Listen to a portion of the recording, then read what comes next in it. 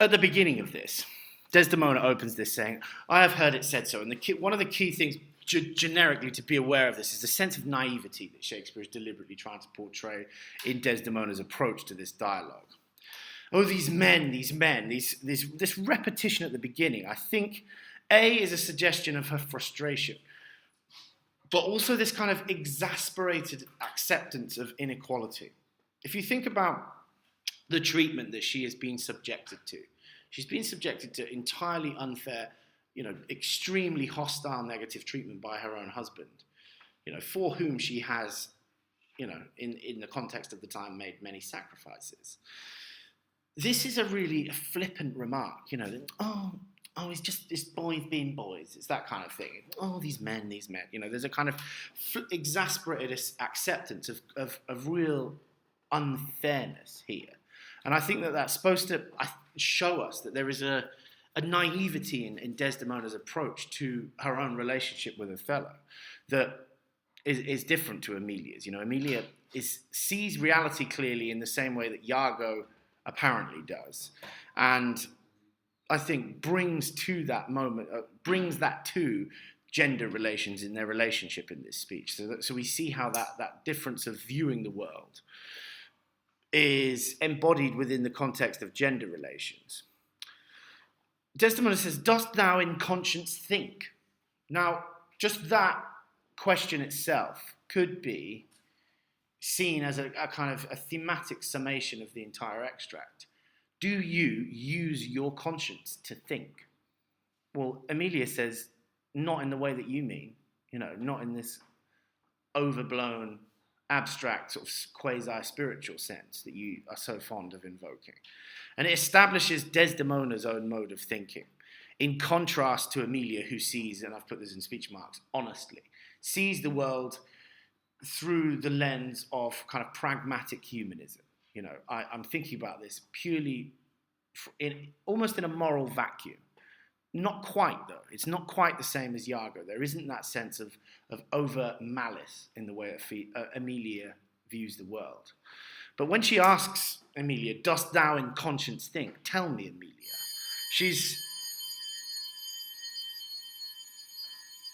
I don't know why the bell's going off now. She's asking, effectively, if Emilia is capable of viewing reality through that same lens as her. Are you capable of seeing the world in the way that I do, i.e. through conscience? And it's revealing to us her own approach, her own explicitly kind of sort of spiritual ideology for viewing the world. The dash here, though, dost thou in conscience think, tell me, Emilia, I think creates this a kind of aside-like effect that distances this mode of thinking from Desdemona. And I think she's using Emilia to access this honest reality. We've all seen this before when you've got, a kind of prudish, uptight, kind of easily offended friend, and they're fascinated by their friend who is not uptight and prudish. This is kind of like Greece. This is Sandy from Greece. Ooh, oh my God. Annie Zuko, she's like, tell me, Emilia, what's it really like without having to think about, great moral burdens all the time, don't be prudish. And Emilia is not. Emilia, if she was now, she'd be sat there smoking a cigarette, probably drinking, this girl, what's wrong with her?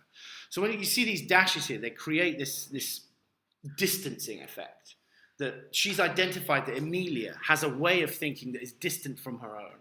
Please tell me, actually, how you see the nature of this particular problem when you view the world in the way that Emilia does.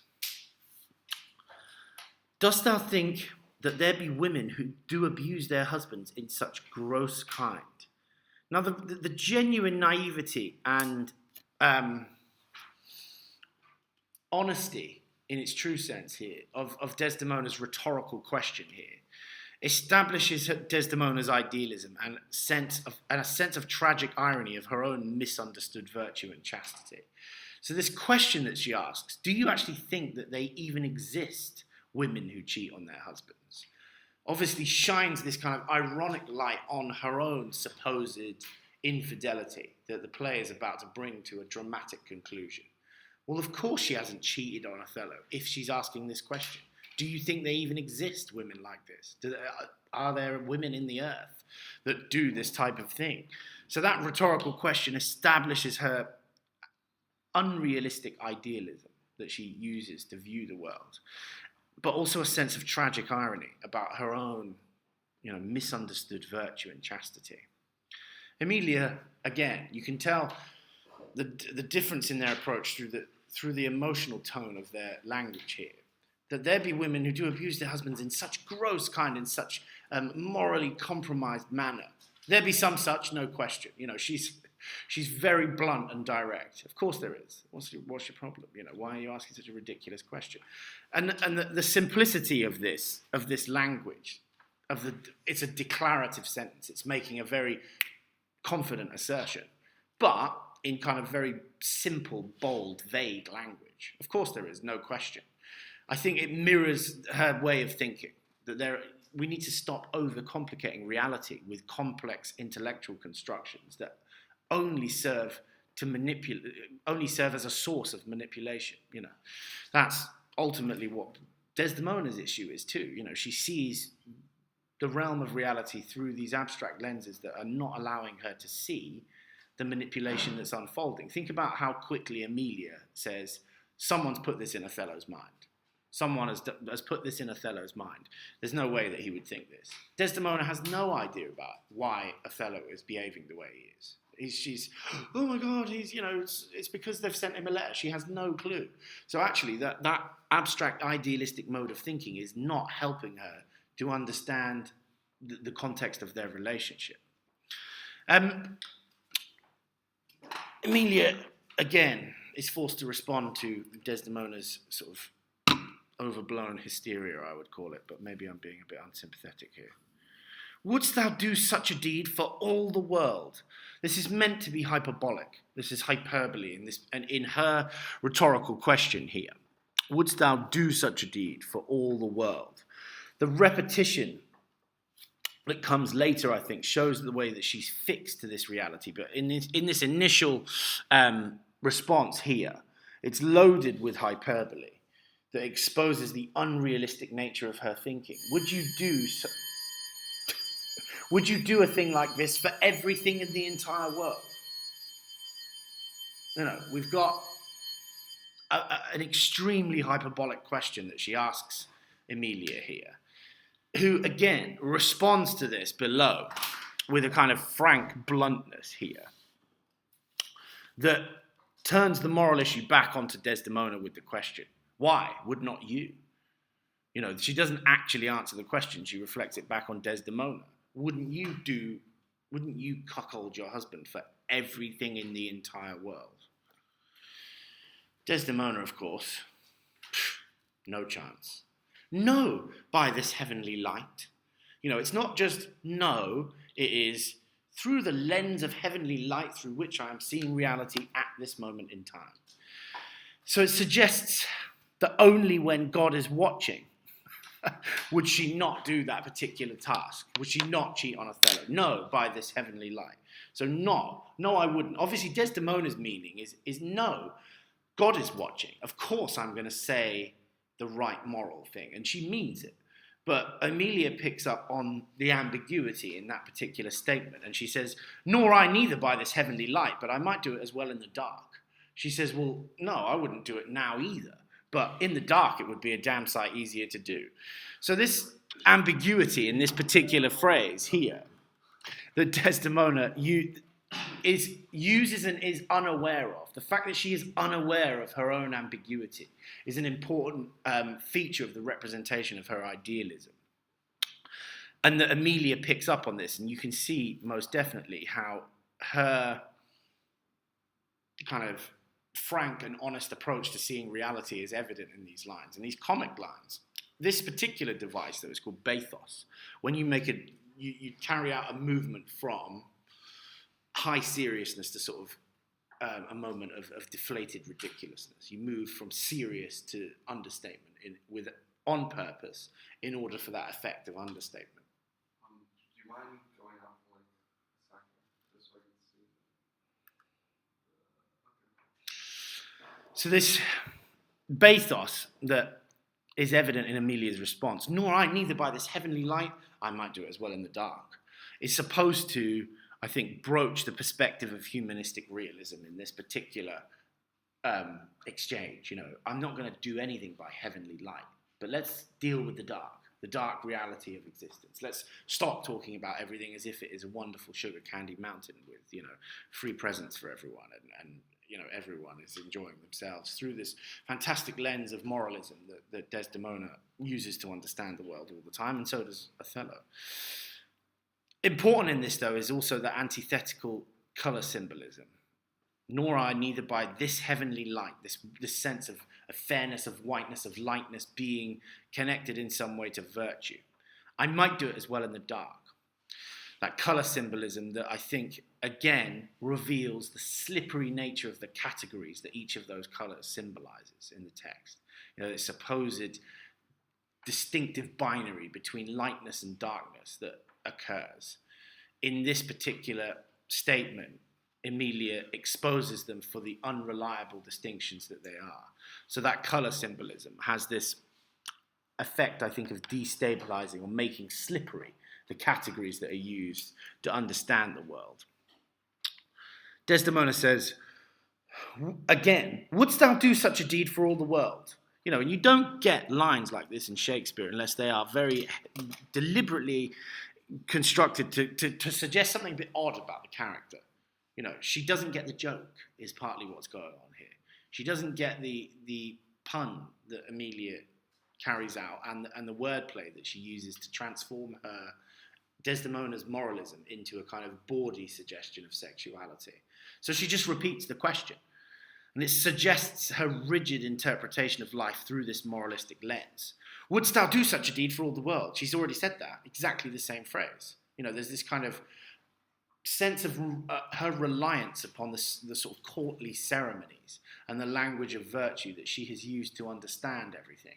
She can't, at this moment in time, think of anything else to say other than to ask the same question again in these overblown hyperbolic terms. Emilia then takes it one step further, just like her husband. The world's a huge thing. It is a great price for a small vice. On one level, this language is banal. It's very everyday. This is the banality of language. It's very kind of... the world's a huge thing sounds like the observation of a 2 or 3-year-old. But in terms of the argumentative value of her point, she is making a valid point that in this hypothetical situation that Desdemona establishes, would you cheat on your husband for everything that exists in the world? The prize of this is an enormous entity. But very deliberately, there is also an explicit sexual connotation to this phrase.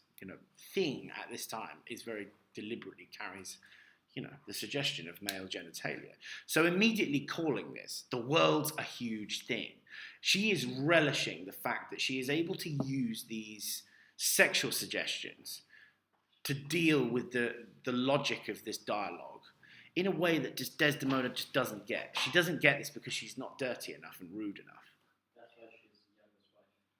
Yeah, she's used to this. Remember, she's married to Iago. But, of course, there is the suggestion here, as you'll see when we get down, that Iago is not either. He is not fitting the bill in the way that he should sexually. And then we start that makes sense in the context of the play, where he has such a kind of disgusted, hostile view towards heterosexual sexuality, that we start to think, maybe there is something unusual going on with the nature of this particular relationship. It is a great price for a small vice. This full rhyme, I think, echoes deliberately Iago's realism. It is a great price for a small vice. One thing that you'll see in this play very frequently is the categories of sin that are consistently used. It's something that Iago does throughout the play, calling sins venial, minor sins that you can be pardoned for on the day of damnation, rather than, categorically major sins that mean that you would go to hell. And she's saying here it's an enormous price for a small vice, but that full rhyme, I think, exposes the connection between those two words.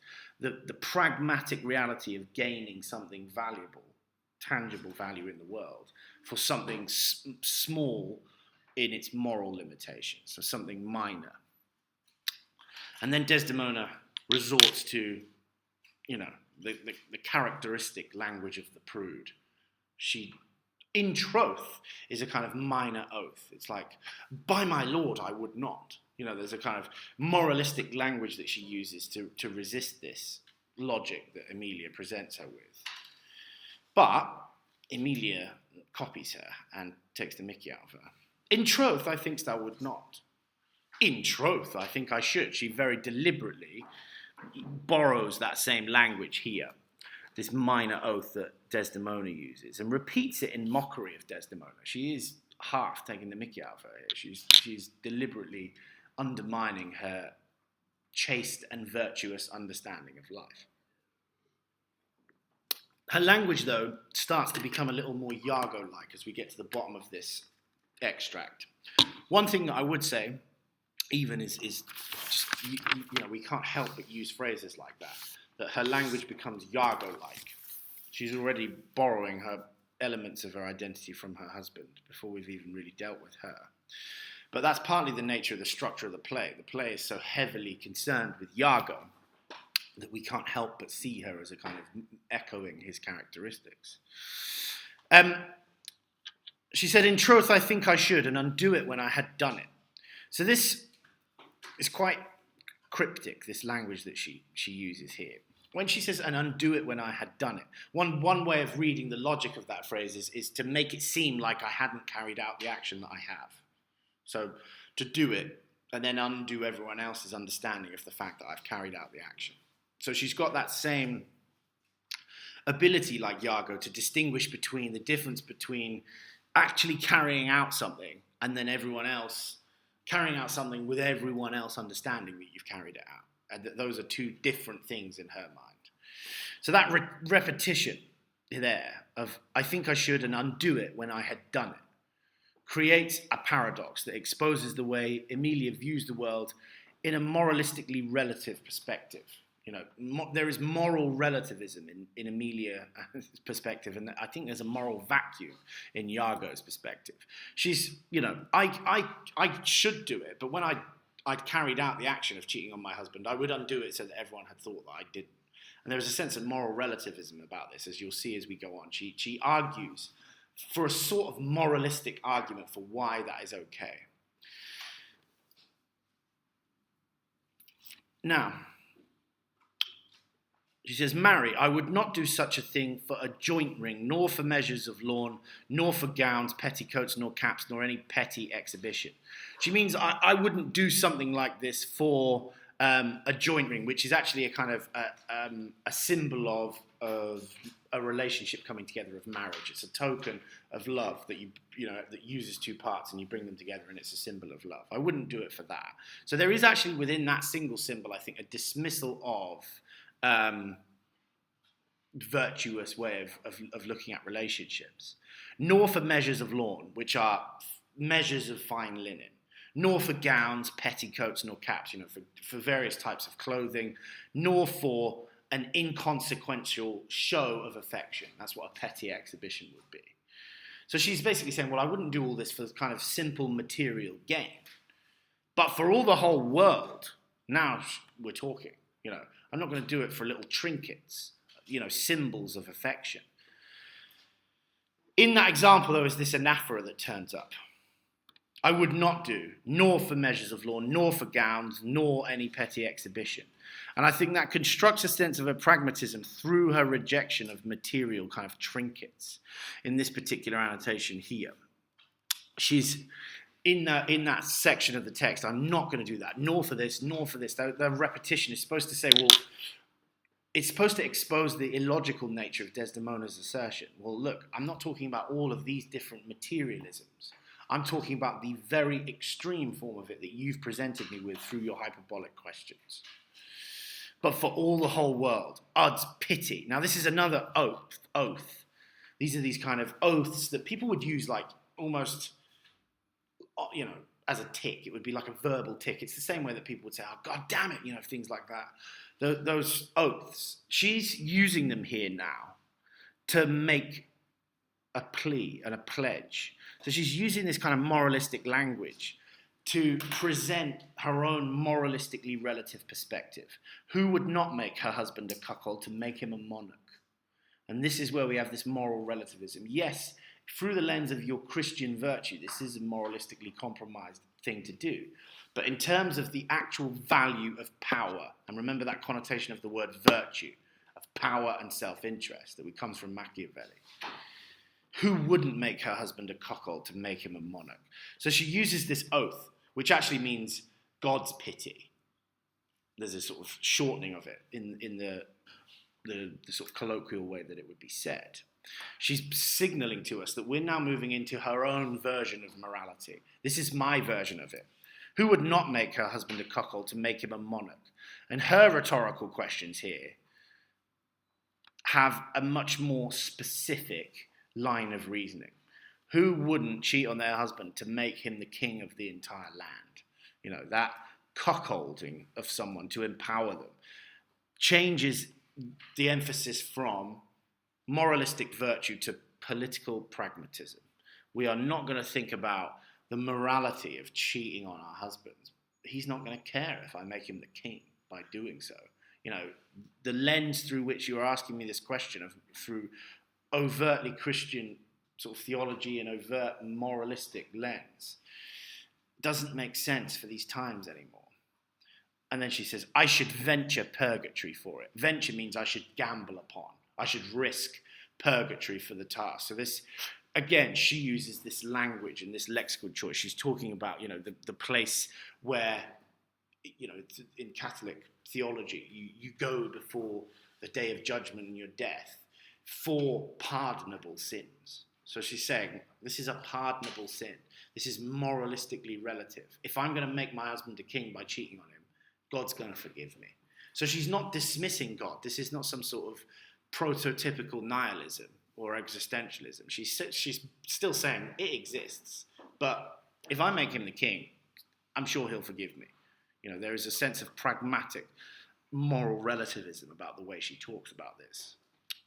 Desdemona, of course, is not happy with this. Beshrew me, I would do such a wrong for the whole world. So she's got, again, you know, it's not working.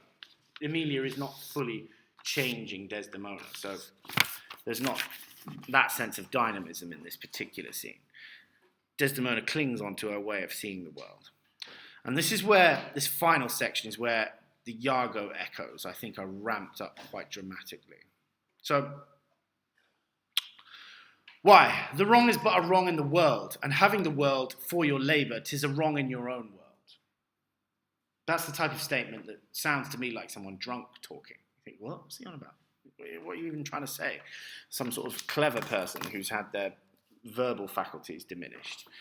She means the wrong is only a wrong in the physical world, and you now own the world as a product of your work. So it is a wrong in your own domain, and you might therefore quickly right that wrong because you own the world.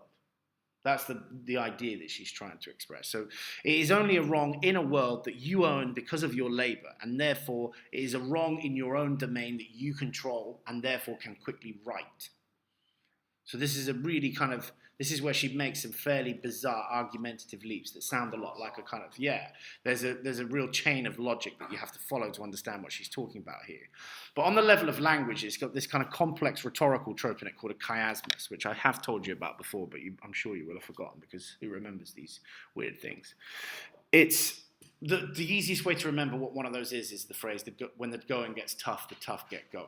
It's that you imagine a sentence with a mirror in the middle of it, and that constructs a chiasmus where you have a kind of section of a sentence A, section of it B, and then B, and then A. So it kind of reverses its domain. So here you have wrong in the world, 'tis a wrong. That verbal structure lends itself to what you would call an inversion of logic. The way that those chains of the sentence, those clauses in the sentence are laid out, with A and then B here, and then B and then A, naturally creates what you would call a fairly subversive sequence of meaning in the sentence itself. The world is but a wrong in the world, and having the world for your labour, 'tis a wrong in your own world, and you might quickly make it right. There is a very deliberate sense, even just in terms of the components of the syntax, of switching something upside down. I'm going to turn your way of viewing the world upside down through using this sentence. And that chiasmus, it's a rhetorical trope, carries out that inversion. It inverts Desdemona's logic and exposes the value of the worldly pragmatism in which Emilia believes. When she puts at the end, it might quickly make it right, I think, is, again, this quite simplistic language. She uses quite complex patterns of thinking, but quite simplistic declarative language here. And I think that captures her outlook in that final sentence, and you might quickly make it right. Desdemona, again, though, I do not think there is any such woman. The key thing to bear in mind when you're reading this extract is the dramatic irony that this is constantly constructing. That Desdemona believes there is no such woman like this, and this is precisely how she's being viewed by all the male characters now in the cast. Desdemona doesn't understand that this is how she is being seen. But what it does, it fundamentally identifies her as virtuous because of this dramatic irony. Emilia professes to believe in this whilst not enacting the ideas. So this is actually where the understanding of this extract, there's an opportunity to take it to another level of sophistication, is that for all of Emilia's protestation and theorizing about this moral relativism that she communicates at this time, she doesn't actually go about conducting her relationship in the way that she says at the bottom of this speech.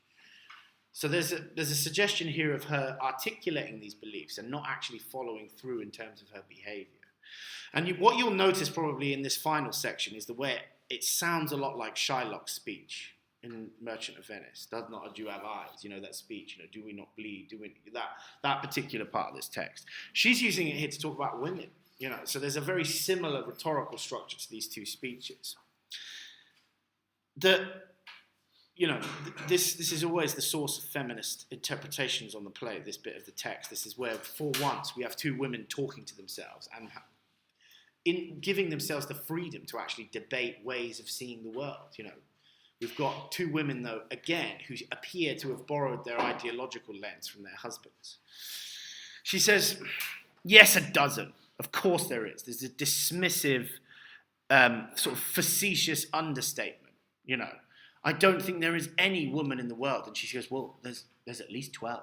It's deliberately an understatement that's supposed to, ironically undermine the way that Desdemona believes this world to be pure and idealistic and untainted.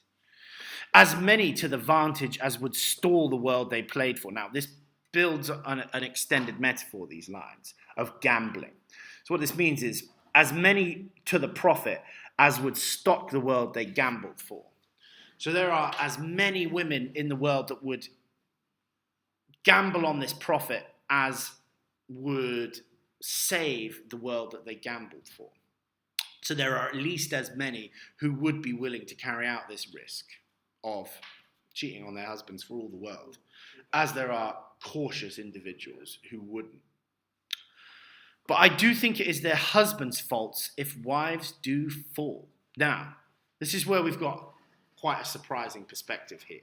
And that this is where Emilia really, I think, takes on a kind of unbelievable kind of sense of contemporary sense of gender equality.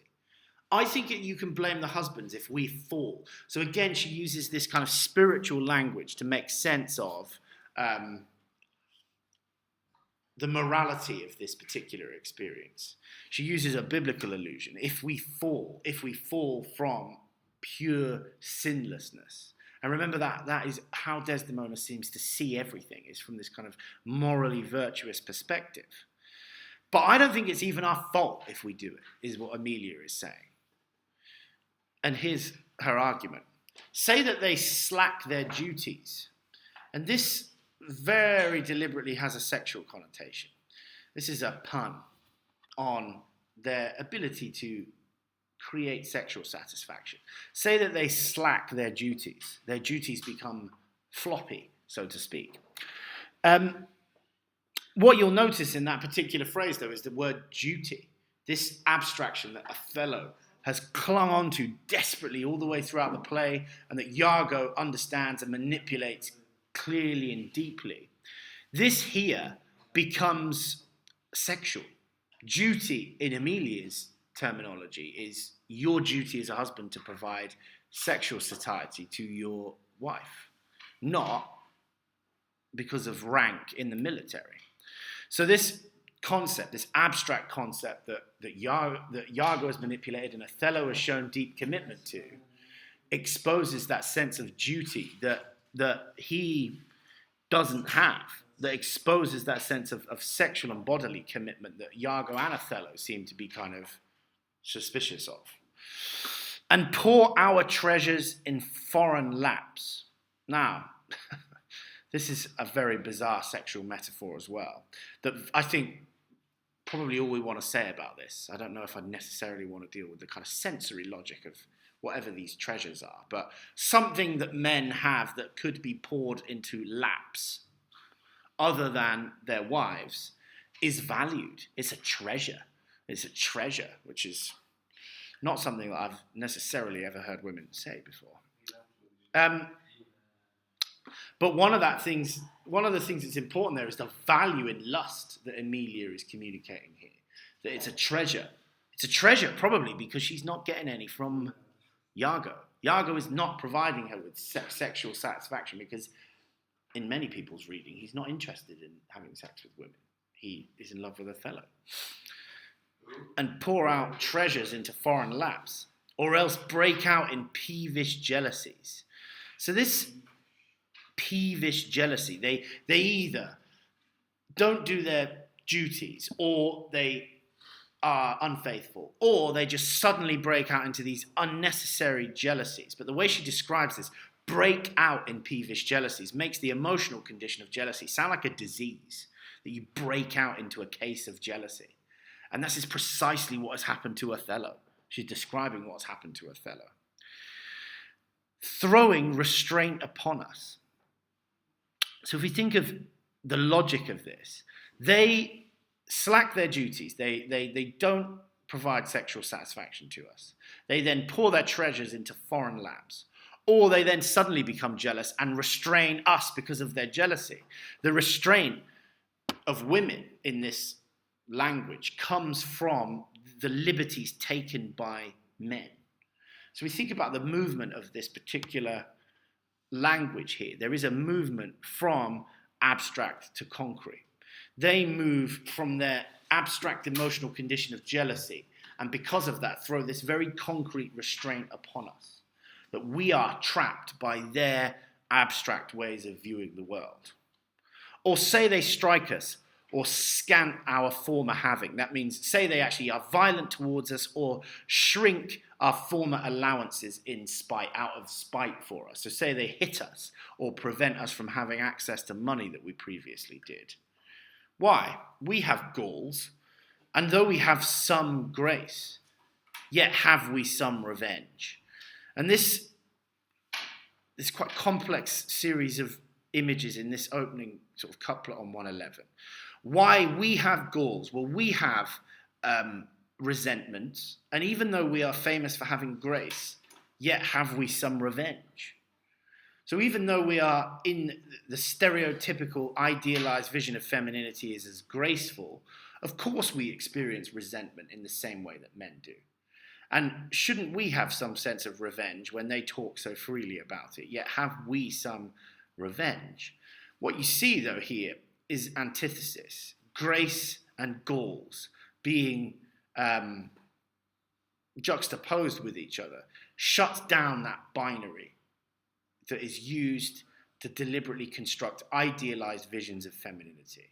Well, let's stop seeing the world through these ridiculous lenses. This is something that we've seen in numerous texts that we've studied. You think of Daisy Miller and the way that Winterbourne can't make sense of Daisy Miller because he has to pigeonhole her. This is Desdemona's trouble as well, is that she sees herself as one of these abstractions, as this virtuous, chaste woman. And Emilia says, well, nonsense. We're human beings as well. If men have all these flaws and foibles and traits, then of course we do. That let husbands know that wives have sense like them. This letting husbands know that wives have sense like them, this declarative sentence, is not unusual, but it is a plea for an acknowledgement of human reality and the flaws and foibles of femininity. We have senses and human limitations just like men. And we see this through her sensory imagery that she conjures that follows this. They see and smell and have their palates both for sweet and sour. So she uses the senses here to communicate that morally relativistic perspective. That they like what's lovely and they also like what's nice. If you eat a fillet steak every week, you're going to want a cheeseburger once in a while. It's that kind of old little saying of wisdom. People are going to love what's virtuous and pure and beautiful, but they're also going to like what's dirty and rough around the edges. They have their palates for sweet and sour. Sorry, what does it say on the left? Acknowledgement of human reality / flaws / foibles. Foibles are like minor limitations. We have their palates both for sweet and sour as husbands have. What is it that they do when they change us for others? So this series, she constructs her argument through this sort of barrage of rhetorical questions. What is it that men do when they cheat on us, when they swap us for a different woman? Is it sport? I think it is. And does affection breed it? Does desire create that desire for this sport? I think it does. Is it frailty that errs? Is it moral weakness? Is it moral frailty that creates the likelihood of them erring in this way, of making mistakes like this? It is so too. And have we not affections, desires for sport, and frailty as men have? Do we not want the same things? Do we not want the sport of sexual desire? Do we not have lust in the same way that men do? Do we not have a moral frailty that men also share? And have not we affections, desires for sport and frailty as men have? She then creates this kind of triplet, this tricolon is the technical rhetorical term for this: affections, desires for sport and frailty. Do we not have all those things that men do? In that final rhetorical question, brings back this parity between the two genders.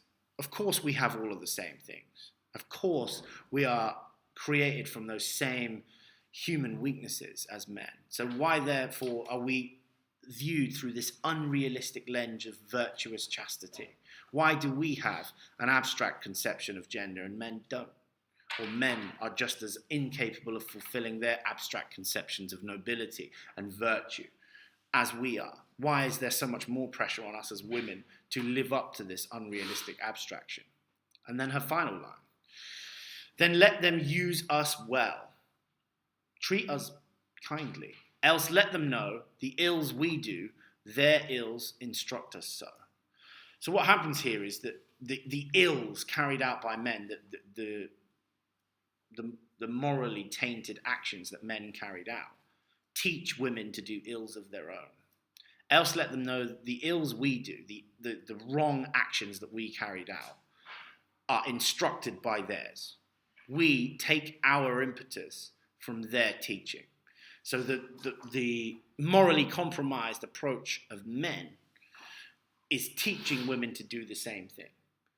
And therefore, because it's morally acceptable, or in a morally relativistic world where male infidelity is excused, you then teach us to do it. And of course, the same conditions apply to us. Why wouldn't they? Why isn't it okay, for example, for us to do those things?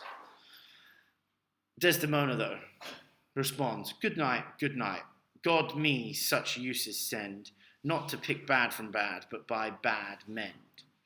So she ends this scene basically refusing to absorb Emilia's realism. She said, God me such uses send. She is being sent this ill use by men, but she's asking God here now to be used well by men. Not to pick bad from bad, but by bad men. So not to take the badness from what is morally corrupt, but to fix it. She thinks, again, that she's going to somehow remedy the morally compromised mode of existence that men carry out.